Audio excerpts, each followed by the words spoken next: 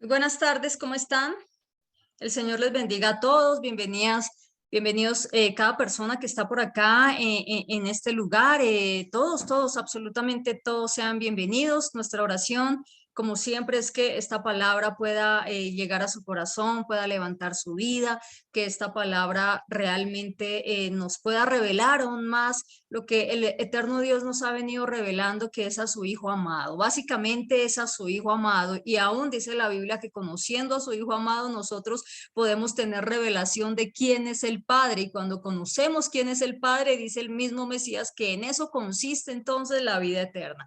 Así que un saludo especial para las personas que están acá en este momento conectadas a través del Zoom, y posteriormente, y es algo que siempre decimos porque es una realidad de las personas que posteriormente van a escuchar también esta enseñanza por YouTube. Entonces, al final voy a dar dos anuncios, de una información para que de pronto si se me pasa, usted de pronto me recuerde. Listo, son dos. Si doy una, entonces recuérdenme usted que son dos. Entonces, bienvenidos sean todos y vamos a iniciar con la enseñanza de esta tarde. Amén. La enseñanza de esta tarde tiene como título El poder que salva. Yo sé que usted ya lo vio de pronto en el link de invitación de Zoom. Es la primera parte. Es la primera parte. El poder que salva, no, el poder que me salva, de hecho, así se llama específicamente, exactamente. El poder que me salva, y que sea el eterno Dios hablándonos a través de esta palabra. ¿Listo? A ver, a manera de introducción, y es necesario que nosotros podamos entender esta primera parte, de tal manera que de acá a las sesiones siguientes, si es que el eterno Dios así lo permite, nosotros podamos entender mucho de qué es lo que se trata este mensaje. ¿Listo? Entonces, lo primero que nosotros vamos a entender es lo siguiente, y esta información de pronto que le voy a suministrar a usted, usted la puede buscar en internet, usted la puede buscar en libros de historia, usted la puede validar perfectamente porque es algo que es efectivamente cierto, y lo importante es que usted pueda cotejar la información. ¿Listo? Que usted la pueda cotejar para que pueda determinar si realmente es cierta o es falsa, qué tan fidedigna es. Entonces iniciemos diciendo algo. Yo no sé si usted de pronto recuerda, pero en las épocas antiguas, hace años y años atrás, sobre todo en las épocas en las regiones de Medio Oriente, más que todo en esas regiones, cuando un pueblo quería conquistar a otro, cuando un pueblo quería subyugar a otro, había algo que hacía específicamente. Número uno, obviamente le declaraba la guerra, número uno, pero había algo que se usaba mucho en aquel entonces, y era una práctica y era una estrategia que tenían las naciones de ese entonces, reitero, específicamente las naciones de Medio Oriente. Resulta entonces que la nación que quería invadir a otra nación, la nación que quería subyugar, esta nación tenía dentro de sus filas un guerrero poderoso que sobresalía. ¿Listo? Empecemos por eso. Y le voy a pedir por favor que se grabe usted esto del guerrero poderoso, que sobresalía obviamente de entre todo el ejército. ¿Ok?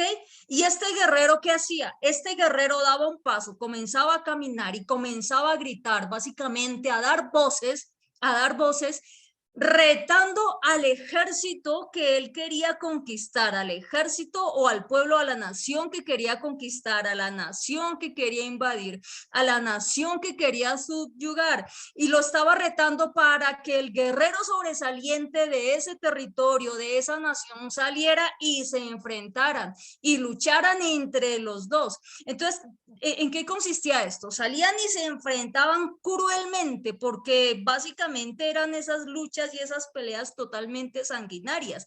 Entonces se enfrentaban cruelmente, y el guerrero que dentro de estos dos guerreros poderosos sobresalía por su fuerza, por su poder, por su destreza, por su superioridad, ese guerrero entonces, ¿qué era? Obviamente, ese guerrero era el guerrero vencedor. Y cuando este guerrero que sobresalía, este guerrero poderoso vencía, quería decir que le daba, no, que no solamente él obtenía la victoria, sino también que el rey al cual él estaba representando también obtenía la victoria, y obviamente la nación que estaba siendo regida o dominada o gobernada por ese rey también tenía la victoria. ¿Listo?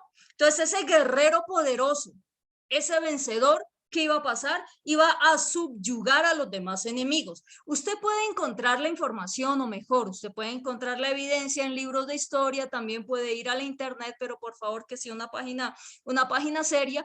Incluso hay películas que nos hablan de esto. No le voy a dar el nombre de ninguna película, estaba pensando en una, pero es que resulta que últimamente uno ve películas y salen unas escenas totalmente enfermas. Entonces prefiero no dar en ese momento ningún nombre. Pero si usted quiere entenderlo, puede acudir al libro de historia. Ahora, con base en lo que le acabo de narrar, usted ahí en su casa puede de pronto dilucidar un evento similar al cual yo le acabé de narrar. De pronto usted dice, ¿esto a qué me suena? Esto se me hace parecido a un evento que yo leí y que he leído en la Biblia.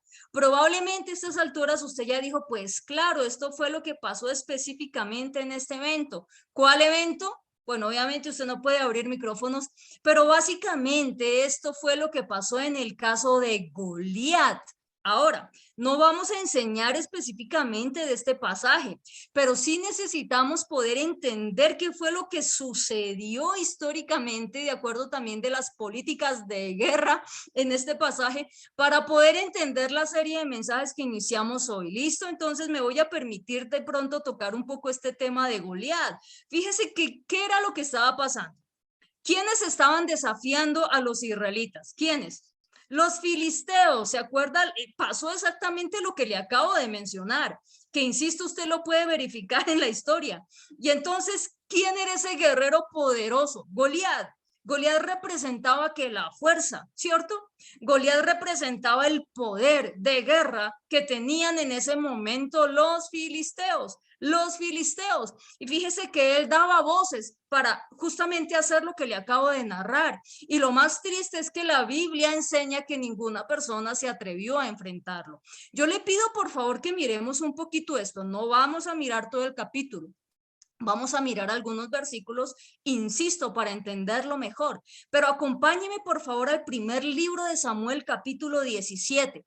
Primer libro de Samuel, capítulo 17. No vamos a verlo, no vamos a ver todos los versículos, pero mientras usted está buscando el primer libro de Samuel, capítulo 17, sí quisiera con muchísimo respeto, si usted me lo permite, poder dejarle una pequeña tarea, y es que usted en su casa se lea todo el capítulo, porque realmente no tiene muchísimo tema para abordar y hoy nos estamos enfocando realmente en un mínimo porcentaje. ¿Listo?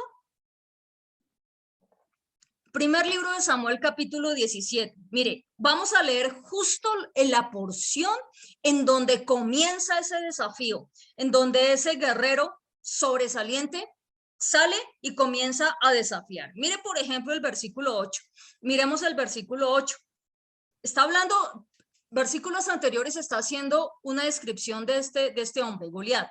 Entre otras cosas, y antes de ir al versículo 8, si no lo digo ahora, muy probablemente se me olvide después. La Biblia en los textos originales nunca dice que Goliat era un gigante. No lo dice, no lo dice. Resulta que Goliat era un refaíta de los pueblos de los refaítas. Y si quiere usted puede, de verdad puede verificar la información que le estoy dando en este momento, pero ahorita no, cuando acabe el servicio, porque si no de pronto se pierde el mensaje. Era refaíta y los refaítas tenían una característica especial y que sí, efectivamente eran hombres de estatura alta, de estatura elevada, y eran hombres corpulentos, pero en ninguna parte dice que eran gigantes, no eran gigantes. De hecho, la palabra de Dios, la Biblia, describe a Goliat como un refaíta, no como un gigante, y reitero, usted puede perfectamente comprobar la información que le estoy dando. Es bueno que usted compruebe la información. ¿Listo? Ahora sí, versículo 8. Este Goliat dice, y se paró y dio voces, gritó, ¿a quiénes? A los escuadrones de Israel, a los campamentos de Israel, diciéndoles, ¿para qué se han puesto en batalla? ¿No soy yo el filisteo? ¿Y ustedes los siervos de Saúl? Y acá comienza, escojan entre ustedes ese vasto ejército, un hombre que venga contra mí. ¿No fue lo que hablamos ahorita al comienzo? Es decir, esto era lo que se usaba en aquel entonces. Era lo que se usaba en aquel entonces. Esto no pasó únicamente en la Biblia, acá en este capítulo, no, era lo que se usaba también en aquel entonces.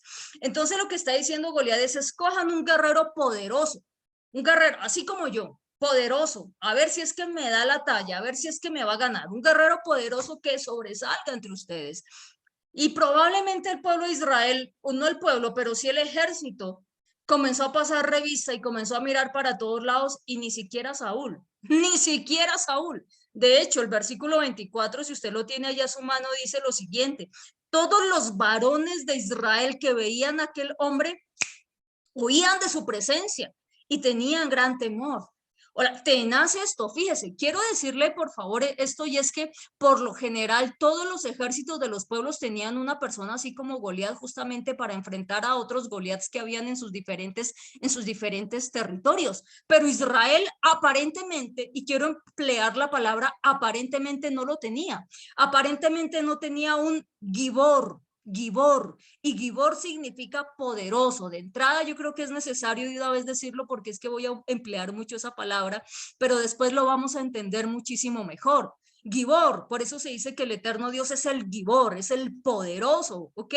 Entonces aparentemente Israel no lo tenía. Cada guerrero, reitero, cada guerrero de estos, cada hombre de estos, reitero, peleaba por el rey de su nación, por el rey de su pueblo. Y fíjese lo que dice acá, si usted le puso cuidado a este versículo, básicamente Goliat les está diciendo, les está sugiriendo a ellos: ustedes están peleando por Saúl. Ustedes son siervos de Saúl, luego ustedes están peleando por Saúl. Ustedes acá están en el nombre de ¿quién? De Saúl. Están en el nombre de Saúl. Básicamente era lo que estaba manifestando este hombre Goliat. Y el versículo 9, mire lo que dice. Continúa el desafío, porque continúa: si él pudiera pelear conmigo y me venciere, nosotros seremos sus siervos, porque es que ese era el derecho de guerras en ese entonces. Y si yo pudiere más que él y lo venciere, ustedes serán nuestros siervos y nos servirán. ¿Sí ven? De eso se trata el desafío. Esto prácticamente se hizo costumbre y es lo que se conoce como una costumbre con fuerza de ley. Era el derecho, insisto, era el derecho de guerra entre esos pueblos. El guerrero que vencía representando a una nación, esa nación iría a ser ¿qué? Subyugada. Y el guerrero que representaba a ese rey y a esa nación era la nación, yo no sé si se dice subyugadora, bueno, era la nación dominante, digámoslo de esta forma. ¿Listo? El versículo 10, y siga este Goliat, y siga este Goliat. El versículo 10, y añadió el filisteo. Póngale mucha atención. Hoy yo he desafiado. Obviamente acá yo no puedo gritar como gritaba este hombre, pero haga de cuenta que es una voz muy fuerte. Él está diciendo: hoy yo he desafiado al campamento de Israel. Denme un hombre que pelee conmigo. Si ven, él estaba buscando, porque era parte del derecho de guerras en ese entonces. Y esta palabra desafiado tiene varias connotaciones. Hace referencia a exponer la debilidad del contrincante. Y eso era lo que estaba haciendo este filisteo. Estaba exponiendo la debilidad de Israel, porque ciertamente hasta ese momento no había alguien que peleara por Israel. Y lo estoy hablando en la carne, listo, para que usted me entienda.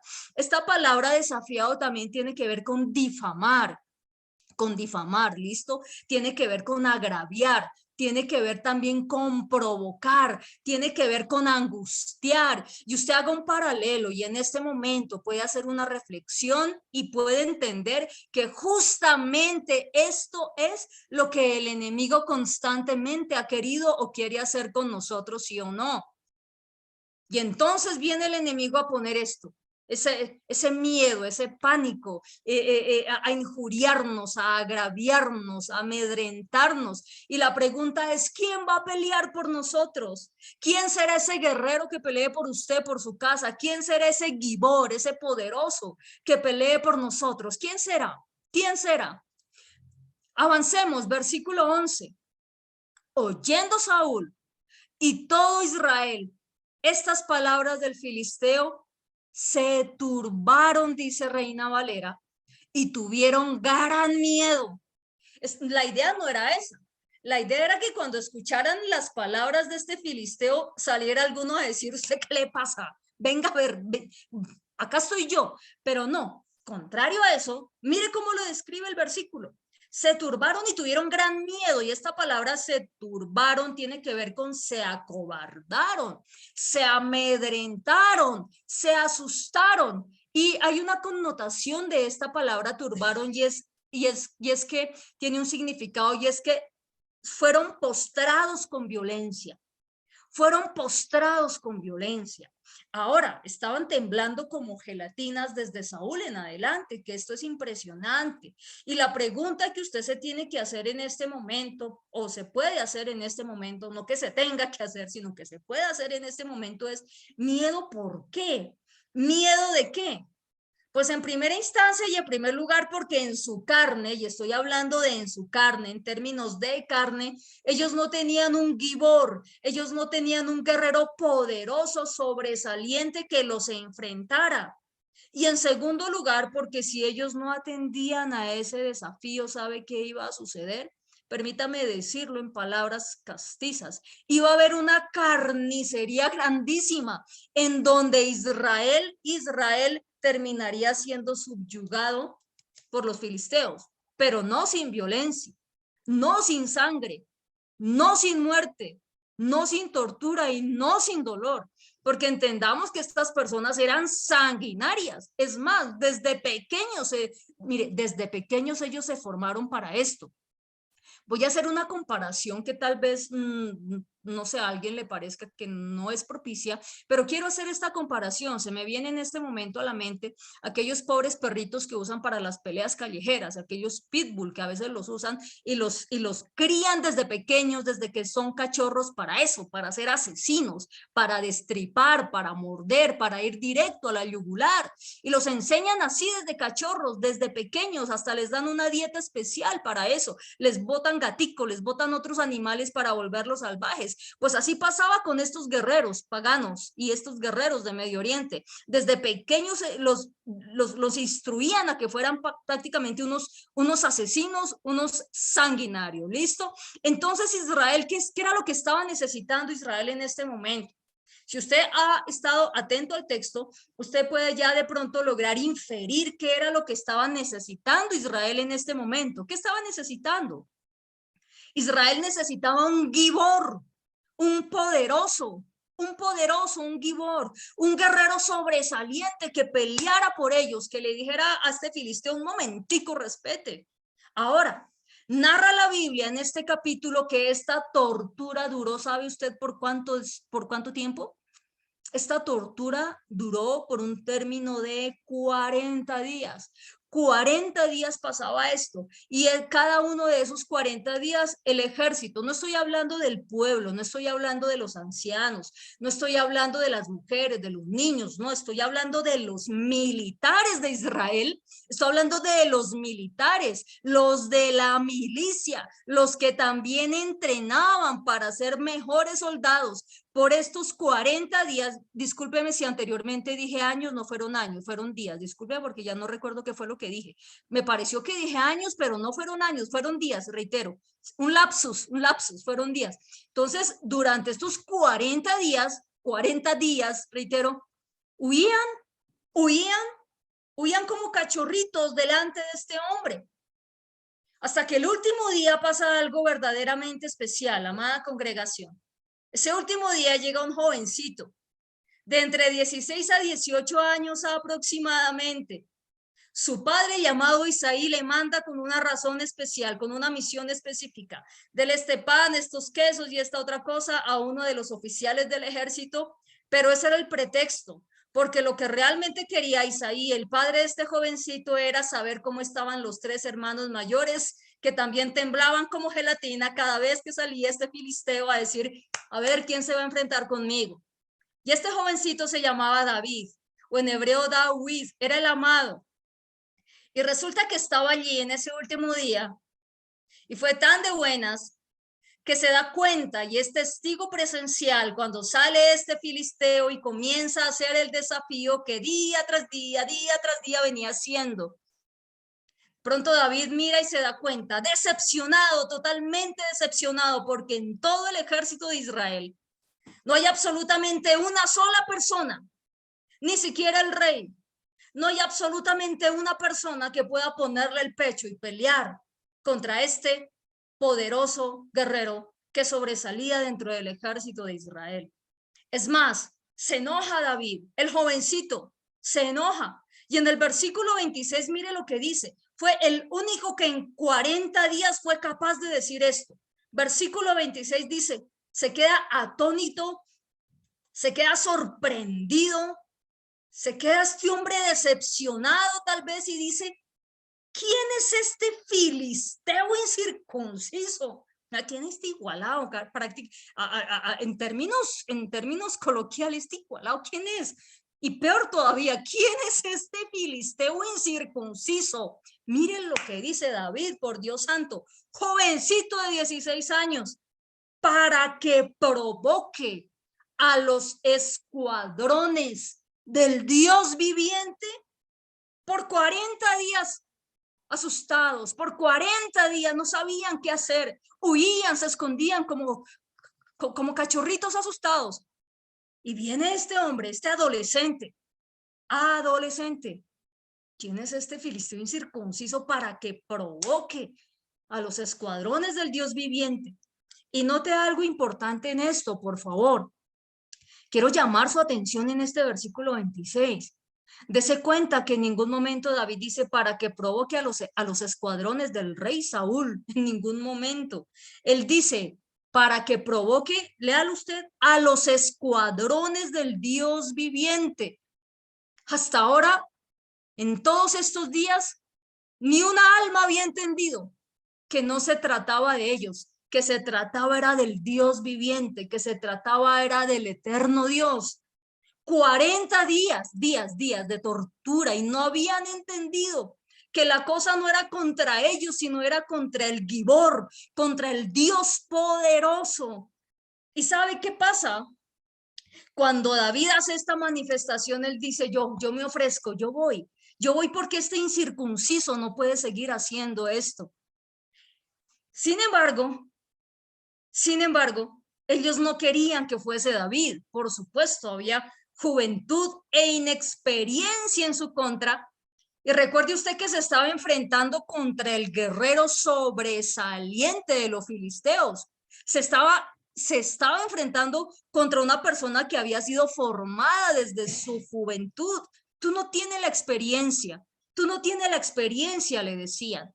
Y acompáñeme al versículo 34 porque mire la respuesta tan preciosa que da David de acuerdo al oficio que estaba desempeñando y que el eterno Dios le permitió desempeñar. Y ninguno de los oficios que nosotros estemos desempeñando, permítame decirlo, que es casualidad y que fue que al eterno Dios se le salió de las manos, sino que para los que amamos a Dios, siempre todas las cosas nos ayudarán a bien. Y dice la Biblia, esto es conforme a los que según su propósito hemos sido llamados. Mire lo que dice el versículo 34. Cuando le decían, usted no puede, David dice y le dice al rey Saúl, tu siervo era pastor de las ovejas de su padre. Y cuando venía un león o un oso y tomaba algún cordero de la manada, salía yo tras él. ¿Usted se imagina este muchachito persiguiendo un oso? ¿Usted se imagina este muchachito persiguiendo un león? Y lo hería y lo libraba de su boca. Y si se levantaba contra mí, yo le echaba mano a la que mire, David con sus manitos, bueno, aunque pues no eran mis manitos, yo creo que David tenía una mano un poquitico más fuertes que las mías, le metía las manos en las fauces a esos animales salvajes para sacar los corderitos de su padre. Dígame si eso no hizo el Mesías con nosotros. Dígame si eso no hizo el Mesías con nosotros. Dio su vida, expuso su vida para arrebatarnos de las fauces del enemigo. Díganos, David es tipo también del Mesías, pero el Mesías no pecó. David sí, pero el Mesías no, ¿listo? Y eso está bien porque de allí que el Mesías Yeshua es el único que no pecó ni se halló pecado en su boca. Por eso es el sumo sacerdote que también puede compadecerse de nuestras debilidades, pero sin fue tentado en todo, dice Hebreos, si no estoy mal, Hebreos, pero sin pecado, amén. Versículo entonces 35. Salía yo tras él y lo hería y lo libraba de su boca. Y si se levantaba contra mí, yo le echaba mano de la quijada, lo hería y lo mataba. Básicamente David exponía su vida por las ovejas de su padre. ¿Y qué hizo el Mesías? Dio su vida por las ovejas de su padre, ¿o no? ¿Y quiénes son las ovejas del Padre? ¿Quiénes somos las ovejas del Padre? Acá estamos las ovejas del Padre, amén. Fuese león, fuese oso, ¿qué pasaba? Tu siervo lo mataba. Y reitera, y yo creo que lo estaba señalando. Acá dicen, y una de las reglas de etiqueta, y cuando uno era niño, no señale que eso es de mala educación. ¿A usted nunca le dijeron eso? Y no señale que eso es de mala educación. Yo creo que David está diciendo, y incircunciso, chica, incircunciso, y lo señalaba así.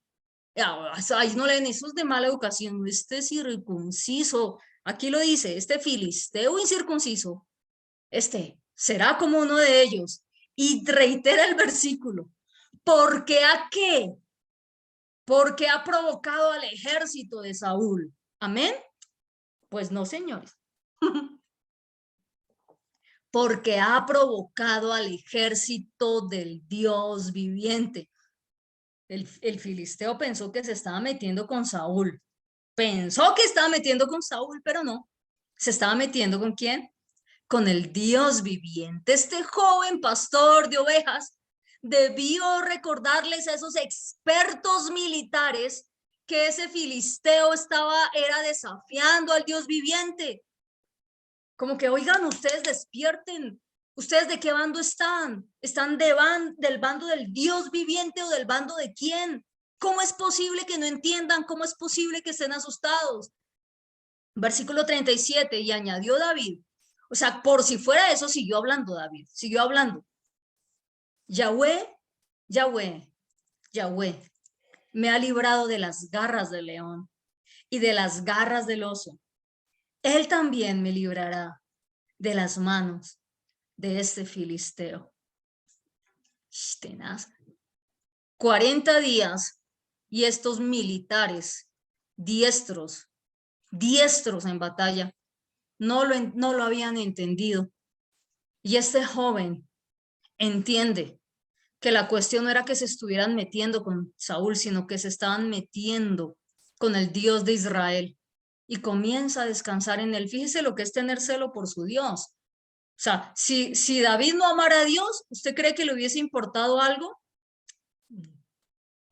No. Pero es que David amaba a Dios. Cuando usted ama a alguien, usted pelea por esa persona, ¿la defiende o no? ¿La defiende o no? Mire, el ejemplo de pronto más superficial, más sencillo. Cuando yo amo a alguien, no voy a permitir que otra persona hable mal de él o de ella en presencia mío. No lo voy a permitir. No lo permito y punto. Porque yo he aprendido que yo defiendo a los de mi familia, tanto biológica como en la fe. Y de pronto si usted me conoce un poquito, usted sabe que es así. Y David, que amaba al eterno Dios, sí o no. Y cuando vio que estaba blasfemando, injuriando al eterno Dios, dijiste, esto no lo voy a permitir, dijo David, esto sí que no lo voy a permitir. ¿Cuántos hoy injurian al eterno Dios? Y alguien dirá, no, yo nunca. Pues injuriar la palabra de Dios, injuriar su ley, meterse con su ley y con sus mandamientos, es injuriar al Dios vivo, es agraviar al Dios vivo. ¿Y cuántos de nosotros vamos a hacer lo que hizo David? Un momentico, la palabra del eterno Dios se respeta. Amén. 40 días estuvieron estos militares israelitas en cabeza de Saúl, escuchando las amenazas de este guerrero, de este poderoso. Y se escondían perturbados, atemorizados, asustados. Y viene este jovencito, este adolescente, confiando en el Dios de Israel y dice, mire lo que dice, no desmaye el corazón de ninguno, un adolescente dándole ánimo a todo un ejército. No desmaye el corazón de ninguno a causa de él, tu siervo irá y peleará contra este filisteo. Ahora la pregunta es, ¿qué pasaba si nadie salía a luchar? Después de esos 40 días, ¿qué pasaba? Recuerde usted que también los 40 es un número bastante preponderante en la escritura, lo cual no vamos a ver hoy, pero es un número bastante importante. ¿Y qué pasaba si nadie salía entonces? Pues finalmente el rey avanzaba, daba la orden y a través de una masacre grandísima, pues obviamente Israel era dominado. Entonces los filisteos en cualquier momento iban a avanzar. Entonces prácticamente como que probablemente dijeron, pues al fin y al cabo nos vamos a morir, pues mandémoslo si tantas ganas tiene. ¿O usted cree, mire, póngase la mano en el corazón en este momento y usted cree que alguno de los militares creyó que David le iba a ganar a este filisteo? Y yo con respeto voy a decirle algo, si yo hubiese estado allí, por supuesto lejos, porque yo no me iba a poder, yo hay con binoculares de lejos porque yo no me iba a acercar tampoco, yo me conozco y no me acerco tanto, pero usted cree que si yo veo esa escena, ¿usted cree que yo dentro de mis estadísticas ganadoras está David? ¿Usted cree? Yo le voy a confesar que no, no sé usted, pero yo le confesaría que no. Entonces yo creo y asumo, puedo de pronto deducir que los militares estaban pensando tal vez lo mismo y dijeron, bueno, pues finalmente nos vamos a morir, mandémosle el dulce para que lo degluya un poquito y se entretenga mientras miramos a ver qué vamos a hacer.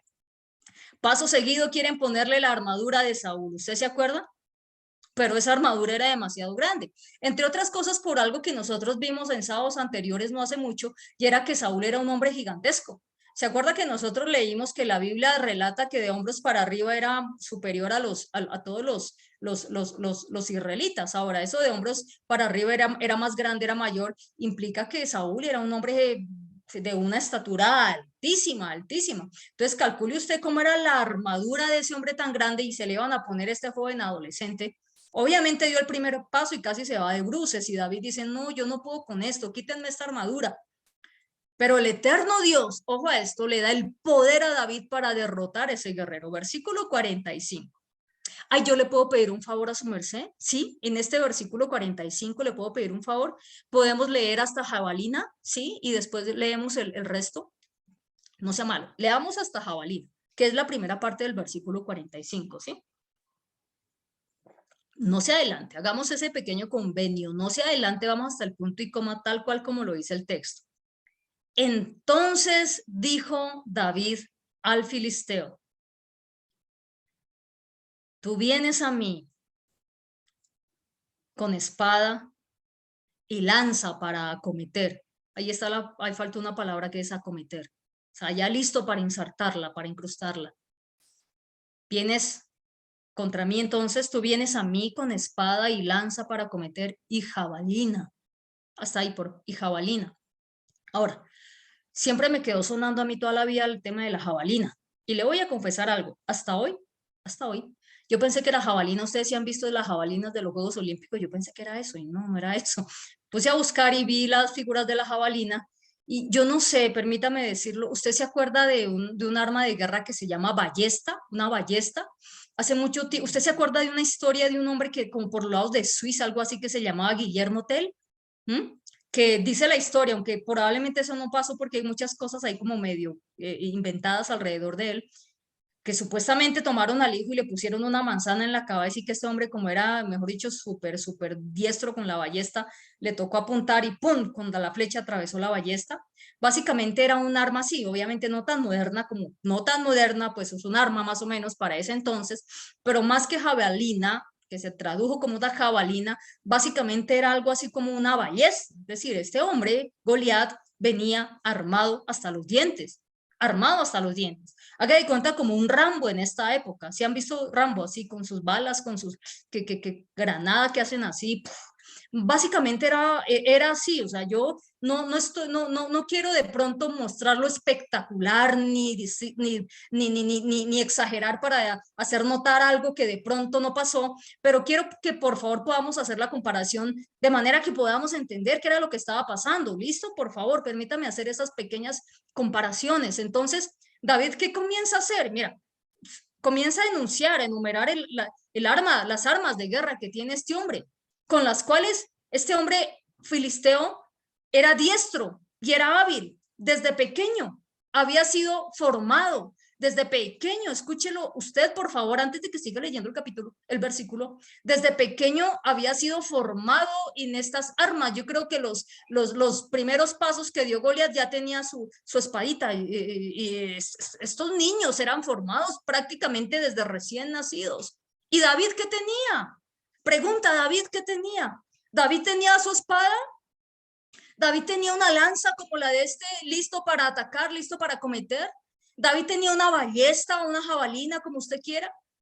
¿David tenía las armas de guerra de este filisteo? ¿David había sido forjado y formado en estas armas de guerra de este filisteo? ¿Quiere que miremos cuál era el arma de guerra de David en la cual él se había formado desde el vientre de su madre? ¿Sabe cuál era el arma? Acá lo dice en la segunda parte del versículo 45. Esta era el arma de David. Mas yo vengo a ti en el nombre de Yahweh de los ejércitos. Amén. Esa era el arma de David. ¿Cuál espada filistea? ¿Cuál jabalina? ¿Cuál ballesta? ¿Cuál lanza? Miren lo que se había formado David. Y aún desde el vientre de su madre. Lea usted el Salmo 139. Mire el arma, mas yo vengo contra ti en el nombre de Yahweh Sebaot, Yahweh de los ejércitos, el Dios de los escuadrones de Israel, a quien tú has venido a difamar, a agraviar, a provocar. Goliat pensó que se estaba metiendo con Saúl, ese fue el problema. Y cuando vio a David pensó que se estaba metiendo con un muchachito. Hasta lo injurió, hasta le dijo, usted viene con palo, soy yo un perro para que usted venga con palo, le dice Goliat. ¿Cuál es el arma que usted tiene? Usted no tiene las armas del mundo. Las armas de nuestra milicia no son carnales, sino poderosas en Dios para la destrucción de fortalezas.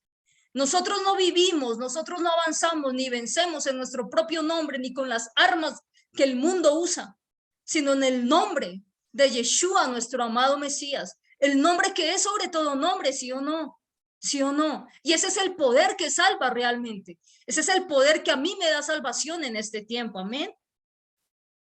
Aunque no voy a predicar de este pasaje, pero es que realmente necesitamos poder entenderlo para continuar viendo lo demás. El versículo 41 dice, 41 no, 46, disculpe usted, 46 dice, continúa diciendo, mire las armas de David, ¿cuál jabalina, cuál espada, cuál nada filistea? Yahweh te entregará hoy en mi mano. Imagínese la manecita de David, la manito de David, comparada con la manota de este filisteo. Yo te venceré y yo te venceré. O sea, usted se imagina ese frente a frente y yo te venceré y te cortaré la cabeza. Por Dios, ¿qué tenía David? Una confianza plena en el eterno Dios. Y daré hoy los cuerpos de los filisteos, Dios. O sea, métase usted realmente en lo que pasó. A las aves del cielo y a las bestias de la tierra. Y toda la tierra sabrá que hay Dios en Israel. Y toda la tierra sabrá que hay Dios en Israel. Y hoy yo sé que toda la tierra sabrá, va a llegar un momento en donde toda la tierra, toda nación, en donde todo gobernante, en donde todo político, en donde todo empresario que le ha dado la espalda al eterno Dios, sabrá que hay Dios en Israel. Y recuerde que nosotros, de acuerdo a lo que nos enseña el apóstol Pablo en Gálatas 6:16, que somos nosotros el Israel de Dios, no el Israel espiritual, porque ciertamente de Génesis a Apocalipsis usted no va a encontrar que exista un Israel espiritual. Eso no es verdad, no es verdad, pero sí existe el Israel de Dios. Y ese Israel de Dios, ¿quiénes somos? He aquí la perseverancia de los santos, los que, número uno, guardan los mandamientos de Dios, y número dos, la fe de Jesús, la fe de Yeshua, nuestro Mesías. Y eso usted lo encuentra en Apocalipsis 14:12. Versículo 46, ya lo leímos. Versículo 47. Y sabrá toda esta congregación, la palabra allí es cajal, asamblea, cajal, que de allí viene de hecho la palabra quejilá, que nosotros somos una quejilá, o en griego eclesía, que nosotros somos la eclesía, la iglesia del Señor o la quejilá del Señor somos nosotros. Y sabrá toda esta cajal, toda esta asamblea, toda esta congregación que Yahweh nos salva. Mire, acá está. que Yahweh nos salva con espada y con lanza, porque de Yahweh es la batalla y él los entregará en nuestras manos. Amén, amén, amén. Mire lo que está, por fin llegó alguien a explicarles en qué consistía todo. Llega un adolescente de entre 16 y 18 años que pastoreaba las ovejas de su padre y tiene que explicarle al rey Saúl, y el rey Saúl conocía la Torá, recuerde usted, y tiene que explicarle a todos estos militares en qué consistía todo. La estrategia de guerra no eran sus armas, sino el poderoso, el Gibor de Israel, el poderoso de Israel. Entonces, fíjese, la lección acá, de acuerdo a este versículo, la lección era para los dos, tanto para los filisteos como para los israelitas. Entonces, querían un guerrero sobresaliente, la lección para los filisteos. Póngale atención, la lección para los filisteos. Así, por 40 días estuvieron preguntando por un guerrero sobresaliente. Querían un guerrero sobresaliente, se lo presento. Acá está Yahweh de los ejércitos, entiéndanse con él. Amén. Y la lección para los israelitas, para toda esa quejilá, para toda esa asamblea o congregación es el Dios de Israel el que va a dar la batalla por ustedes. Él es el que va a pelear por ustedes. Y yo sí creo firmemente que en medio de mis situaciones difíciles y en medio de mis cosas y de muchas cosas que el eterno Dios conoce, y así como el eterno Dios conoce de usted, yo sí creo firmemente que es Él el que va a librar la batalla y la guerra por nosotros. Amén. Amén. La pregunta es entonces, ¿quién fue el Gibor? ¿Quién fue el poderoso? ¿Quién fue el guerrero sobresaliente? ¿Quién fue el que venció a estos hombres? ¿Quién fue? ¿Yahweh o David? ¿Quién fue? ¿Yahweh de los ejércitos o David? Dice, no, David venció. ¿Pero realmente fue David o fue Yahweh? ¿Quién fue? ¿Quién fue? Recuerde usted que David también es un tipo mesiánico. Y permítame en este momento hacer esa comparación y esa conexión. Yo he aprendido a hacerla también porque así tiene que ser. La palabra da testimonio del Mesías, toda la palabra. Por eso nosotros acá no desechamos nada de la escritura. Yo no puedo decir, este Deuteronomio no me sirve. Pero las bendiciones del dinero sí me sirven. Mire el doble rasero con el cual a veces se pretende manejar la Biblia. Entonces, el Mesías, Jesucristo, el Señor, Yeshua, nuestro amado Mesías, amados, él peleó la batalla más crucial y definitiva por nosotros. La batalla más sangrienta la peleó él, la libró él por nosotros. Y lo hizo en nombre y representación de ¿quién? De su Padre, de Yahweh de los ejércitos, por cuanto él se sometió a la voluntad de su Padre y fue obediente, dice la Biblia. Por cuanto él habló todo lo que su padre le dijo que hablara, por cuanto él guardó los mandamientos de su padre, y él nos dice, ahora guarden los mandamientos ustedes también, mis mandamientos. Y si él fue y venció en el nombre del Padre, en el nombre de Yahweh, nosotros podemos entender y deducir sin temor alguno de equivocarnos que el Mesías no vino a cambiar y a destrozar y a pisotear los mandamientos de su padre. Y él se enfrentó a ese enemigo por nosotros y lo venció, tal cual como pasó en el pasaje que acabamos de leer del primer libro de Samuel, capítulo 17. Por eso la Biblia dice que nosotros somos, ¿qué? Más que vencedores. Porque somos más que vencedores en el Mesías, somos más que vencedores. Y ahora es donde va a cobrar más vida y más fuerza y más entendimiento el texto de Romanos 8:31. Romanos 8:31, al cual le pido a usted por favor que lo busque, Romanos 8:31. Y mientras vamos leyendo estos versículos, yo creo y estoy casi absolutamente segura que vamos a entender más este texto de la epístola del apóstol Pablo a los romanos. Dice Romanos 8:31, ¿qué pues diremos a esto? Si Dios es por nosotros, ¿quién contra nosotros? ¿Lo podemos entender mejor de acuerdo a lo que leímos anteriormente? Por más desafíos que se hagan, que nos venga el enemigo a poner a nosotros esa oposición o lo que sea que él pone, si Dios es por nosotros, pregunta, Y pregunta el apóstol Pablo, ¿quién contra nosotros? El que no escatimó ni a su propio hijo, sino que lo entregó por nosotros, ¿cómo no nos dará también con él todas las cosas? ¿Sí ve cómo su hijo se enfrentó y nos dio la victoria a nosotros? ¿Quién acusará a los escogidos de Dios? ¿Qué era lo que hacía Goliat todo el tiempo de esos 40 días? Acusar, acusar, acusar, amedrentar, socavar. Dios es el que justifica.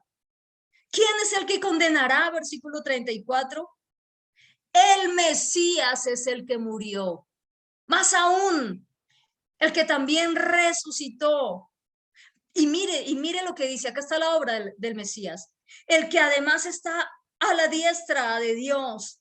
Y si continúa diciendo este versículo, mire cómo en un versículo el apóstol Pablo encierra gran parte de la obra del Mesías. Y el que también intercede por nosotros. Ese Pablo era tremendo, miren, todo un versículo. Y continúa diciendo el apóstol Pablo en esta porción de Romanos 8. ¿Quién nos separará del amor del Mesías? Pregúntese usted cada mañana, ¿quién me separará hoy de tu amor, Yeshua? ¿Quién me separará? ¿Tribulación? ¿O angustia? ¿O persecución? ¿O hambre? ¿O desnudez? ¿O peligro? ¿O espada? ¿Eso lo podrá separar del amor del Mesías? Como está escrito en su palabra, como está escrito, por causa de ti somos muertos todo el tiempo. Somos contados como ovejas de matadero. Y dice Pablo, antes, por encima de todas estas cosas, somos más que vencedores por medio de aquel que nos amó. ¿Y quién nos amó? Porque de tal manera amó Dios al mundo, que ha dado a su Hijo unigénito, Yeshua Mesías, para que todo aquel que en él crea no se pierda, mas tenga vida eterna. Por lo cual estoy seguro de que ni la muerte, ni la vida, ni ángeles, ni principados, ni potestades, ni lo presente, ni lo que usted está viviendo en el presente, ni lo que vaya a vivir a futuro, ni lo porvenir, ni lo alto, ni lo profundo, ni ninguna otra cosa creada, ni gigantes, ni nada de eso, nos podrá separar del amor de Dios que es en Yeshua, Mesías, Señor nuestro. Ese es el poder que nos salva. Amados, para cerrar con esto, y eso era la introducción, yo iba a comenzar y esto solo fue la introducción más larga que he enseñado en mi vida. Para concluir con la introducción, nuestra salvación fue guerreada. A nosotros no nos costó, pero hubo alguien que sí le costó. Y la guerreó en el campo de batalla más duro y sangriento. Pero él fue el guerrero, él fue el gibor, el guerrero vencedor y victorioso. Por eso de él viene el poder que me salva. Y el enemigo va a intentar turbarnos, así como lo leímos en Samuel, atemorizarnos, subyugarnos. Pero Yeshua, ¿sabe qué hizo Yeshua? Dio el golpe de victoria. El eterno Dios es el gibor, el guerrero todopoderoso, el sobresaliente que pelea por nosotros. De tal manera que si el enemigo está diciendo, venga, ¿quién pelea por usted? Cobarde, mire lo que hizo, mire su pasado, mire lo que hizo, usted no sirve, usted no tiene mis armas, usted se alejó del mundo, mire ahora dice que enseñando la palabra y los mandamientos. ¿Quién va a pelear por usted? Yo puedo decir, Yahweh de los ejércitos es el que pelea por mí. Usted puede decir eso en su casa. Yahweh de los ejércitos es el que pelea por mí. Así las encuestas no me den a mí como la ganadora, las encuestas del mundo. Puede que las encuestas de su familia, las encuestas aún del mismo ministerio, las encuestas del mundo no nos tengan a nosotros como favoritos. Mejor todavía, porque va a pasar como pasó con David. No será nuestra mano, sino la mano del gibor, del poderoso, la que se va a levantar a favor nuestro y en contra de nuestros enemigos. Amén. Amén. Vamos a orar. Amén. Vamos a orar. Amado Dios, te damos gracias, precioso Señor. Padre, yo creo en cada palabra, Señor, que hoy ha salido de mi boca. Yo la creo, Señor. Yo la creo, Padre. Yo la creo. Yo sé que tú eres el que peleas por nosotros. Yo sé que tú eres el Gibor, el poderoso que pelea por nosotros, Señor. Danos, Dios de los cielos, esa certeza que tuvo David, Señor, para enfrentar, Señor, no en nuestro propio nombre, sino en el nombre de nuestro amado Mesías, sabiendo que tú eres Yahweh Sebaot, Yahweh de los ejércitos, que peleas por tu pueblo Israel, y nosotros somos tú, Israel, Señor. Padre, mi oración hoy es por cada persona que está aquí conectada, que tal vez está pasando por alguna situación dura, por alguna situación difícil, por aquella persona que tal vez anoche no pudo dormir por alguna angustia, por aquella persona que en este mes, porque este último mes, Señor, definitivamente pone a las personas a veces muy tristes porque no entienden, Dios de los cielos, no entienden, Padre amado, que para ti este mes es un mes común y corriente, porque tu hijo no nació en fechas como estas, Señor, sino en las fechas que tú determinaste y que están allí en Levítico 23, que son tus fiestas solemnes, Señor. Padre, pero muchas personas que aún no han entendido están tristes, están agobiadas, Padre. Padre, a lo mejor pasaron esa noche en una clínica clamando por su familiar, clamando por su ser querido. Padre, tal vez no entendiendo muchas cosas que están atravesando, pero hoy mi clamor es que el Gibor, el Dios de los ejércitos, Yahweh Sebaot, pelee por ellos, así como peleaste en esa oportunidad por Israel, así como hemos entendido que en Yeshua somos más que vencedores. Hoy quiero, Señor, abrir mi boca y decir, Señor, en ti soy más que vencedora. Y no es un cliché evangélico, es una realidad que está consignada en tu palabra, en la constitución tuya, que es mi constitución, Señor, en esa constitución redactada por tu Espíritu Santo en el monte Sinai, Señor, Dios de los cielos, y que ahora estamos aprendiendo a interpretarla a la luz de las enseñanzas del Mesías y de nuestros apóstoles. Padre, gracias por cada vida. Hoy da fuerzas, hoy renueva fuerzas, Señor, y ayúdanos a tomar un respiro, Señor, aquellos que lo necesitan, en el nombre poderoso de Yeshua, nuestro amado Mesías. Amén y amén. Démosle un aplauso al Señor. Damos gracias al Señor. Damos gracias al Señor por su palabra y le voy a confesar algo. Yo iba a hacer la introducción con esto para entrar con el mensaje hoy y dejarlo planteado, pero bueno, es solo la introducción. Antes de despedir a nuestros amigos de YouTube, hay dos anuncios que quiero darles y es que ¿hoy qué es? Hoy es sábado, por supuesto. El 31 de diciembre tenemos entonces un evento especial con el pastor Carlos Rabat, viene su esposa, la pastora Yamilet López, su niña, viene la familia pastoral en sí, la mamá también de la pastora, y viene un grupo ministerial de Cali.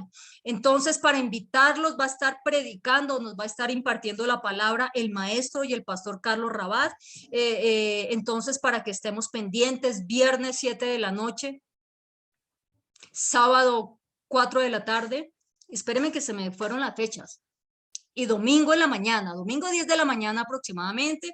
Tranquilo que si se me dan las fechas vamos a estar confirmando, usted no se afane, pero entonces vamos a estar ahí muy pendientes. Cordial invitación para la congregación. Los que viven fuera de Tunja o fuera de Boyacá no se angustien porque se les enviará el respectivo link para que usted nos acompañe durante toda la celebración, porque somos familia, recuerde eso.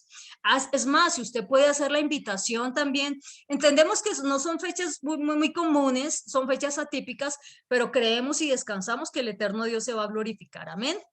31 de diciembre, 1 y 2 de enero, entonces, el pastor Carlos Rabat, ¿en donde? En el auditorio empresarial de Green Hills. Allí vamos a estar, allí. Todo ha sido la mano del eterno Dios. Agradeciendo también a las personas que nos han ayudado, que nos han venido colaborando, que han sido también especiales, y de verdad todo nuestro amor y gratitud para ustedes. De verdad, con todo el corazón, muchas gracias. ¿Amén? Y el segundo evento, por eso todavía no despido a los de YouTube, es el siguiente. Quiero que me dispensen, que me excusen, por favor, por estos miércoles que quedan de diciembre. Les pido, por favor, que me den que me den ese permiso ustedes también. Quisiera descansar estos miércoles que quedan de diciembre. Creo que son nomás 2, ¿sí? Un poquito agotada, pero no mucho, no mucho. Y una pequeña situación de salud muy leve, una peliculita y una gotica, una rayita chirrimplín, tica. Pero entonces sí quisiera descansar un poquito.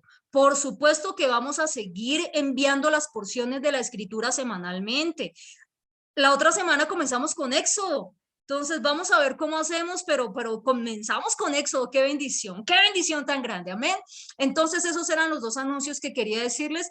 A partir de enero iniciamos entonces normalmente. Algo importante de la visita de la familia ministerial Rabat López es esto, que nos da pie para que a partir de ese momento ya iniciemos presencialmente. Estamos consiguiendo ese lugar y estamos a la espera de una respuesta que está allí en stand-by. Obviamente por estas fechas de fin de año la gente se concentra en otras situaciones. Pero entonces es eso. Ahora sí, a partir de este momento, agradezco a las personas de YouTube. Si este mensaje fue de bendición, por favor no olvide dar like, suscribirse al canal también, pero lo más importante, compartir esta palabra a las demás personas. Entonces, para todos nuestros amigos de YouTube, un abrazo especial y muchas bendiciones.